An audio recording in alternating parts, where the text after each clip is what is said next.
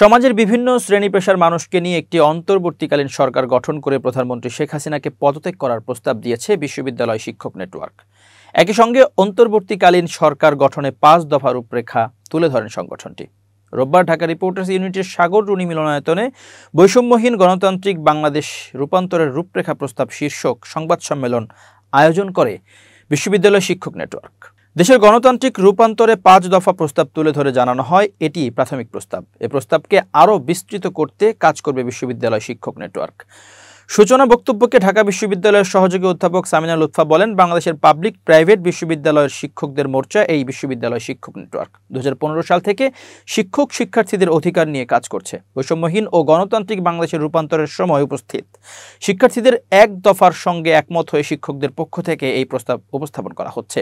এরপর লিখিত বক্তব্য পড়ে শোনান অধ্যাপক গীতিয়ারা নাসরিন, অধ্যাপক আব্দুল হাসিব চৌধুরী, অধ্যাপক তানজিম উদ্দিন খান ও মোশাহিদা সুলতানা। তাতে বলা হয়, আমরা একটা ভয়ঙ্কর সময় পার করছি, একই সঙ্গে আমরা একটা অসাধারণ সৃষ্টিশীল সম্ভাবনাময় সময় পার করছি।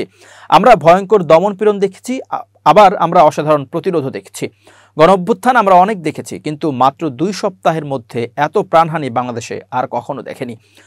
বর্তমান আন্দোলন কেবল কোটা সংস্কারের প্রশ্নে আটকে নেই বলে উল্লেখ করে লিখিত বক্তব্যে বলা হয়, জুলাই হত্যাকাণ্ডের বিচারের দাবিতে শিক্ষার্থী জনতার এক গণঅভ্যুত্থানে পরিণত হয়েছে।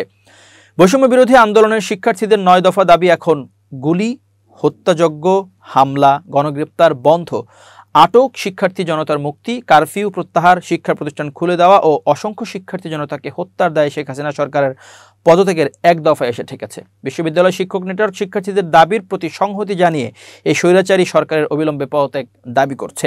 এদিকে প্রধানমন্ত্রী শেখ হাসিনার পদত্যাগের পর সরকার প্রধানের দায়িত্ব কে নেবেন, এটি নিয়েও চলছে নানা জল্পনা কল্পনা। অনেকের প্রস্তাব রয়েছেন যে ডক্টর মোহাম্মদ ইউনূস সবচাইতে এগিয়ে, আবার কেউ কেউ বলছেন প্রধানমন্ত্রী হওয়ার দৌড়ে এগিয়ে আছেন বাংলাদেশ ব্যাংকের সাবেক গভর্নর সালাউদ্দিন আহমেদ, এবং অন্যান্যরা বলছেন এই প্রধানমন্ত্রী হওয়ার দৌড়ে প্রায় ১৫ জনের তালিকা রয়েছে।